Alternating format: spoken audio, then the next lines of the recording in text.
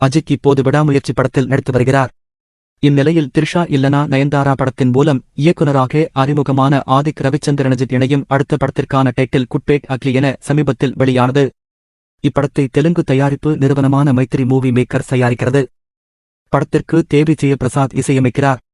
Good bad ugly என பெயரிடப்பட்ட இந்த டைட்டிலை பார்க்கும்போது சற்று வித்தியாசமாக இருப்பதால் படமும் கண்டிப்பாக வித்தியாசமானதாக இருக்கும் என்ற எதிர்பார்ப்பு அனைவரிடமும் இருந்து வருகின்றது. அஜித் எப்போதும் தமிழில்தான் டைட்டில் வைக்க சொல்வார். ஆனால் இப்போது 22 ஆண்டுகளுக்குப் பிறகு குட்பேட் அக்லி என்று ஆங்கிலத்தில் டைட்டில் வைத்துள்ளனர். இந்த டைட்டில் இதற்கு முன் 1966ஆம் ஆண்டு கவப்பாய் கதையை அடிப்படையாக கொண்டு வெளியான ஹாலிவுட் திரைப்படத்திற்கு the good the bad the ugly என்று பெயரிடப்பட்டது. அதன்பின் 2013ஆம் ஆண்டு மலையாளத்தில் மேக்னாராஜ் மற்றும் ஸ்ரீஜித் விஜய் நடித்த திரைப்படத்திற்கும் குட்பேட் அண்ட் அக்லி என பெயரிடப்பட்டது. இந்நிலையில் குட்பேட் அக்லி படத்துடைய ஒன்லைன் ஸ்டோரி கசிந்துள்ளது.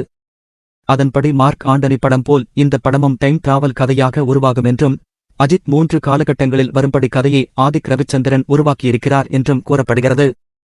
ஜே சூர்யாவின் வாலியை போன்று தரமான நெகட்டிவ் ரோல் அஜித்திற்கு இருப்பதாக தெரிகிறது. அது மட்டுமின்றி ஜே சூர்யாவும் அஜித்துக்கு வில்லனாக இப்படத்தில் இணையவுள்ளதாக தகவல் கிடைத்துள்ளது. மேலும் மார்ச் இறுதியில் தொடங்க உள்ள இதன் படப்பிடிப்பு முழுக்க ஜப்பானில் நடைபெற உள்ளதாம். அஜித்தின் குட்பேட் அக்லியை 2025 பொங்கலுக்கு ரிலீஸ் செய்ய படக்குழுவினர் திட்டமிட்டுள்ளனர்.